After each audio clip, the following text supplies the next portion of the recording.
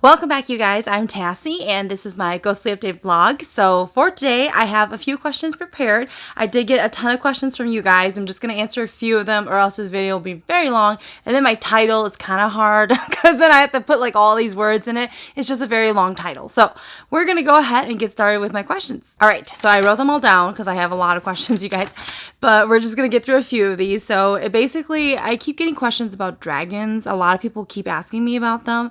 So starting off, can you see dragons not in or around bodies of water? And they actually had a whole story that came with that as well, like why they were asking this question. And the answer is yes. So I mentioned it, I believe I did. Dragons are not just found near bodies of water. You can actually find them kind of anywhere.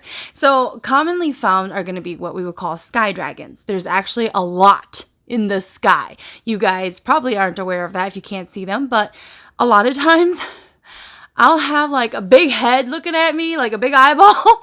So, it's not as alarming or as scary just because I know that they're not like going to do anything to me. But yes, dragons, they're not just going to be found in bodies of water. So don't just assume that they're only there. Dragons really like to be anywhere. And it's really just going to be if they're allowed to be there. So it's kind of hard to be like, yeah, that all buildings have dragons, when not really, because it depends on the situation. I hope that made sense. I think that person's story had something along the lines of an individual saw a glimpse of the actual dragon. And yeah, that could definitely happen. I always get questions about the colors of dragons too, you guys. The only thing is with the colors of dragons, okay, if you guys are wondering, like, power level wise, the bigger the dragon, the more powerful they are. The smaller the dragon, they will have different purposes, but they're not going to be as strong as a really large one. The colors does not define if something is more powerful than the other. It strictly just means the ability that that dragon will have. That's all. I'm huge, man. As a dragon. Oh, and somebody else asked me another last question about dragons. They wanted to know, like, the levels, specifically about dragons and like a god. Okay, so dragons that are owned by different gods, they are not above that god. However, they are above their disciples, only because of the abilities that they have and how they are treated, basically. Dragons, they're not treated or seen as slaves, so don't think of it that way. They are seen not as an equal to higher up gods and everything like that, but they are seen like another god, like the lower level gods. Like they're seen like that. It's not something that I think is really important to focus on, though, and that's why I don't really go into it that much, just because I understand people are curious because they don't know this information. But if you're somebody who's meant to actually know a lot of dragons and meant to have it in your life, you will come across the knowledge, and the knowledge will be given to you. But focusing on levels and abilities and all that stuff, it ain't gonna do you any good. Like it's kind of like you don't have a reason to know this knowledge because you won't actually do anything with it. So the knowledge isn't granted to you. That's why. So don't focus so heavily on as far as like levels and powerful dragons and such. Even people who want to like negotiate with dragons, like if you're somebody who is meant to and has that ability, the opportunity will come across to you, and you will learn the information, and you will see them, and you will hear them, and all sorts of things. But a lot of times, if you just keep pestering a dragon, if they get tired of you, they may just strike you. So just be careful, because they can do that. Dragons aren't really that friendly either, so you guys may not know this, but a lot of dragons are not friendly. So don't think of them as something that wants to help you. Unless they're mischievous, they may want to help you. Wink, wink. But, they're not like friendly beings, though. Like, come to my land. I'll feed you. Oh, and for anybody wondering, the last thing I'm going to say about this. Lake Elmo in Minnesota, there's actually twin dragons there. There's two of them. It's a boy and a girl. The dragon at Keller Lake, that one's actually notoriously mean. What do you mean by mean, Tassie? I mean, like, he's not nice. Like, Okay, like the Phelan one, I would say as mischievous as the Phelan one is, he is nicer than the one at Keller. The one at Keller is like, don't bother him. Okay, like he may do something to you. That's why. The one at Phelan more so likes to just talk to a lot of people and like see what's up. He's just more like mischievous and likes to pull pranks. But the one over there, Keller, he's like no nonsense. All right, the next question here, it's going to be about demons and souls. Like, what are they doing with the souls? Like, why are they trying to collect souls, Tassie? So the reason why demons want to collect souls, it's because they level up with souls. It sounds terrible, but that is how demons get promoted, and that's how demons level up. The more crazier they are, the better chances they're going to get at getting promotions because of all the souls that they can collect. Now, you guys may not know this, but you don't actually have to like die for the demon to get your soul. So just keep that in mind. So they'll come collect it, don't get me wrong. But, there's a lot of people like they're really into, and it may sound weird. Okay, maybe not to a lot of people, but some people are really into like demonic sacrifices. They're into it. Like, because it's easy. Okay, it's just like, I feel like this is just opening up a whole can of worms. Okay. How do I word this? It's very easy to contact a demon. It is even easier to come up with an agreement to get what you want. And in return, you are giving up your soul. Whether you actually say it verbally or you don't, that is the deal. There's nothing else a demon would want from you other than your soul. That's it. And a lot of people will turn to it because it works. Okay, point blank, this magic is pretty instant. It works. That is why a lot of people will gravitate towards it. I'm not going to tell you how or anything like that, but I'm just saying, like, if that is what people are into, that is the deal. So, so yeah, in case you're ever wondering, what do demons do with souls? They get promoted. All right, so then the last question before we go into our topic for today, it's going to be about menstrual cycles and sex. I get a lot of questions about this for some reason. I'm getting like all the weird questions answered right now. A lot of people always want to ask about how do I handle my menstrual cycle? And am I not allowed to do certain things when I have sex? And I feel like that is such a stereotype, especially for female shamans versus male shamans. And I'm going to tell you guys this. That only applies to ultra super clairvoyant shamans. So the shamans who are very, very clairvoyant, where they do not have any or many 自认自宗, which are the demon killing style.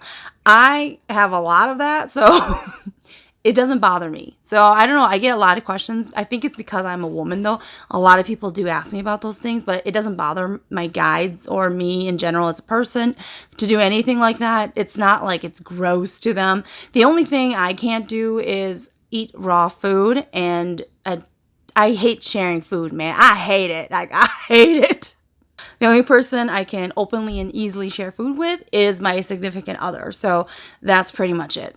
Other people, whenever I have to share food with them, it's like a demon comes out of me. Like, I don't know what it is. It's like, unless I agree and I really want them to have it, if people ask me for my food or we're eating together and I know we're sharing, sometimes I'll start to get like that's my food. First world problems. All right, now the topic of the week. This is going to be about helpers who watch shamans. So, in case you guys don't know this, shamans actually have a helper. And this person always typically watches the shaman. Now, it doesn't have to always be the same person. So don't confuse it. Think it always has to be the same person. It can be another shaman as well. So don't feel like if you're a shaman, that's like an assistant, lowly kind of a thing to do. No. Tons of shamans always watch each other. Okay, so, and that's really due to like time, because people work different shifts. You can't always have somebody to always watch you, the same person. So, you can have anybody watch you, honestly. Now, Just to let you guys know though, when you guys are doing like a ceremony, so if a shaman actually like leaving their house and they go and do a ceremony at somebody's house, etc., they typically will have a trusted person go with them. Just because whenever the person who watches the shaman goes to ceremonies with the shaman, they are meant to help explain things to the people there. Because when the shaman's in the spirit world, they can't just stop, pull their veil up and be like, oh, so I'm going to be doing this next, okay? So just be prepared. They can't do that. So then the helper actually does it for the shaman. Now, the thing is, the helper has to know this shaman or know how to understand the shaman when they're doing their chants. So that way they can listen and they can hear and they know, okay, this is where they're at in their journey and this is when I need to do this. Or I need to start telling people to get ready because we need to burn all this money. When shamans are in the spirit world, they may come across different entities that require certain offerings to pass through. So that could be money, that could be cutting chicken suddenly, like for the blood. It's honestly a lot of random things, and that sounded really bad, but that is the reality of it. So, there are different times when also when the incense sticks start to burn down because, shamans go for a while. The incense sticks only burn for so long. I think it's like 30, 45 minutes. I don't know. But the helper has to come and light up and put more up before all the incense sticks are gone. So there's a lot of things that the helper has to do, including hitting the gong. If the shaman, and hitting of the gong is when the shaman starts to take off into the spirit world. And then there's also a point where some shamans will start to jump. Literally jump, like start jumping around. And then the helper has to help hold them to make sure that they don't hit anything, they don't fall over, and they don't get injured. Sometimes if something really bad is happening to the shaman, something really demonic is getting into or towards the shaman, and the shaman needs help, the helper will also do certain rituals to help the shaman too. So there's actually a lot that goes into it, but you don't have to actually be a shaman to be a helper. And most of the times they're not actually shamans. Most of the times they're like the spouse of the shaman. Other times they're the children, just anybody in the family, like a daughter-in-law or something like that. Whoever really has the time, that's typically just what a helper is. And most of the times the shaman doesn't even need the helper. It's just in case they need a helper. That's why. Man, I remember me and my best friend, and she was a shaman too, we would have to watch each other sometimes because like people were busy. So it was just like, like, oh, what are you doing? Like, I have to onang. Like, okay, I'll come over and I'll help watch you. Like it's that easy. So we would help watch each other at times. And it's just, you really get to being a watcher as well, because like I've watched my teacher a lot too. A lot of times when I come over and just hang out or talk to my teacher, I would help and watch her when she's going to oneng as well. So go into the spirit world, and it's really easy. Like you do listen, and plus if you really aren't listening and the shaman spirits know it, they will start yelling at you. So you just kind of listen for the yelling, because a lot of times people will come over as well, and then we like whisper and talk to each other and stuff like that. Or we'll go into the kitchen because like it's like an open floor plan. So we would go into the kitchen and like we would do a little chit chat and stuff like that. But you can't be too loud when the shaman's trying to go into the spirit world, because you can be very disruptive. And then the shaman starts to focus on your conversation versus actually being in the spirit world. And then you also get yelled at. So, and you have to clean yourself. As a helper, you do have to clean yourself before you help the shaman. And this isn't like bathing in holy water or anything, but you do have to drink it and, splash it around yourself, but you don't have to take a whole shower or anything like that. But you do help out with the shaman. Now, I do not know of any shamans who actually go into the spirit world without a helper. I have never known any shaman, let me say that. Beyond when you're doing it in your sleep, or you're meditating, not really going into the spirit world.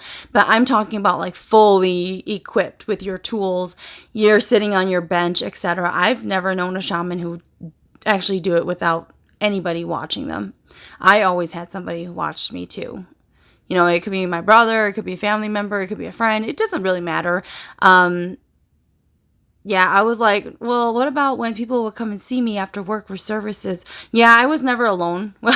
So even when people come over for services, I was never alone. There was always somebody in the house with me on my side. The only time there wasn't is if the individual who came over for services was actually my family. Then that was the only time that I probably was alone. I'm trying to remember. It was such a long time ago. But yeah, like, yeah, that was probably the only time I was ever alone, is if I really knew the person coming for services. Or else typically if they're like outside of my clan, or some stranger who heard of me and they come begging, then yeah, I always had somebody on the outside watching me, just to make sure that in case I needed them for anything. That was it. And I think like the person who wrote this question wanted to become a helper. So, like being a helper, it's fairly easy. It's not something, the only thing is if you really cannot understand the shaman at all, ever, or you always fall asleep, or you always like lose focus and you can't even pay attention to the shaman, then that means you can never be the helper of that shaman, only because it doesn't match you in your guides. That's why. So if you are somebody who do tend to get along with a lot of shamans and their guides, you can pretty much watch anybody because it's not going to affect you in that way. And the sleepiness and the tiredness there, that does go away the stronger you get as a shaman, where it won't affect you because you are more solid as an individual, and with your guides and everything, that it won't bother them. So then you in turn won't be bothered by it. All right, you guys, so that's pretty much it for this video. Lately, things have been going pretty well for me. I've just been focusing a lot on work, as usual, work, and then moving and getting ready to move in with my boyfriend. I have tons of things to pack up, and I feel stressed all the time whenever I come over to my apartment because my shit's everywhere. And I know I have to pack it up. I have to organize it, and it's driving me crazy. But I'm going to go on my vacation to Vegas, and then maybe when I come back, that's when I will start to really work harder at packing up everything. Trying to figure out what I'm going to keep and what I'm not. But that's it for this video. Until next time, you guys.